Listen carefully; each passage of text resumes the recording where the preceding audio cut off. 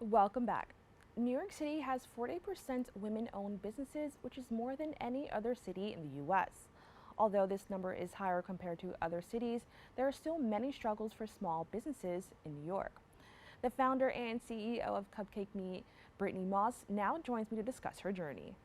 Now, can you tell me a little bit more about your business, Cupcake Me? I love the name. It sounds super cute. So, can you tell me a little bit more about that? Thank you. Cupcake Me is just as you just described it, very fun, very cutesy. But it's definitely a bakery that is striving to be all inclusive for all dessert lovers. But right now we're also focused on the 4 C's, which is our cakes, cupcakes, cookies, and our super, super popular cake jars, which can be found literally throughout all of New York City right now. Now, I'm curious to know, do you have a brick and mortar store location, or is it more of an online business? So we identify our business in a unique way as far as we have a hub where we bake, which is our kitchen facility, and then we actually distribute through our wholesalers and other like small business entrepreneur partners that carry our brand, so it can be accessible to customers online and when they walk in. Now, what actually inspired you to kind of get into the baking industry?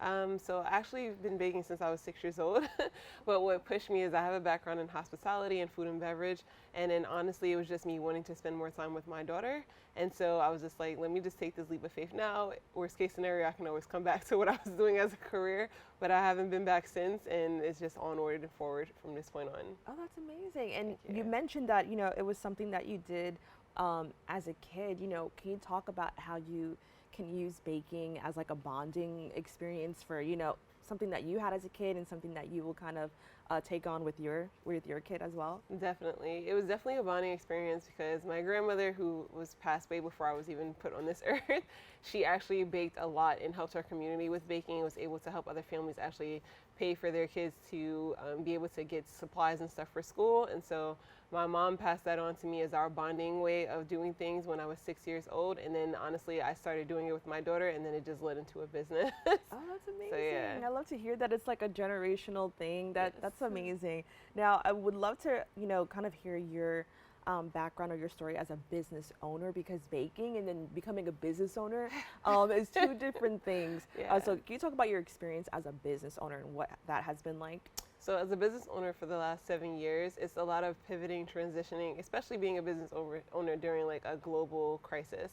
And so during the journey of pivoting this business to where it is now, participating, having a storefront at one point, and then not having a storefront due to the pandemic, and then going into outdoor food markets with New York City and working with large outdoor markets at like a very large scale, meeting customers where they were to make them aware of the brand, and then now pivoting over the last year and a half into gaining awareness from corporations and partnering with global wholesale retailers. It's like a very, very big journey, but nonetheless it's there so you can grow the business and actually like profess what you see for yourself, your version of success, and building the mindset of business is honestly what's going to help you scale and grow. Now, what are some of the challenges that you face as a woman and minority, business owner, here in NYC? Yeah, definitely. As a women and minority owned business, there are some like blocks and hurdles ahead of you in the journey of entrepreneurship. But I would definitely say to any like women or minority owned business is to address it head on and be authentically yourself and stand by your product and what you produce. And also guarantee, great customer service will get you a long way, regardless of being a woman or being a minority. It will get you very far, and people will understand and back you on your brand. Now, I understand that you were able to get help from the BXEDC, which is like, I love to say it's an amazing program that helps small businesses here in the Bronx. Yes. What was that experience like for you? Firstly, they did a great job in reaching out to me and letting me know that they are, around and well. And then also the products that they offer small businesses, it's pretty much like, for the Bronx anyway, like a game changer in the sense of small businesses always need access to capital, especially minority owned small businesses. So to have that there and they walk you through the process and make sure that whatever product they're offering you is actually going to be great for your business and its growth model is like something that you literally can't pay for anywhere else. This is what is going to optimize your success and make sure that you're able to reach the levels that you're geared towards. Now, I want to take a moment to highlight some of the work that you've done, because I'm looking at it here and it looks so delicious. Thank you. And I think that these are one of the things that, like, when you have a hobby or something that you do that you love, you don't think about the business side of it. Right. So when you're, designing, these, amazing like desserts, what is going on through your mind? And did you at any point know, like, oh yeah, I'm gonna have to do a lot of paperwork, before I start making these cupcakes?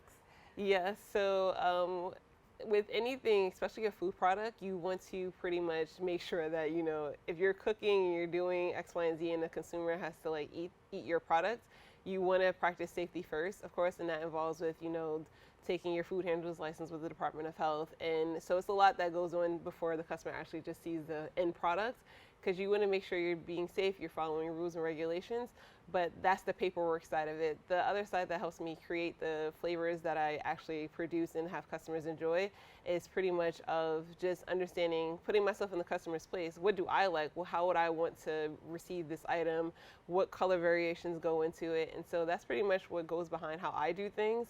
And it's all for like the customer to have a great experience on their end. And what advice would you give to somebody who wants to specifically work, in the food industry, in baking, who wants to maybe start out as something they love to do for fun, but they want to take it further? Yes, I would say definitely to get to the level that I am at today, test your product, test your demographic. Don't be afraid to go out and speak to people. Don't be afraid to give out samples, because you don't want to just be putting out products and they may not be doing well. You want to actually see how people react to them.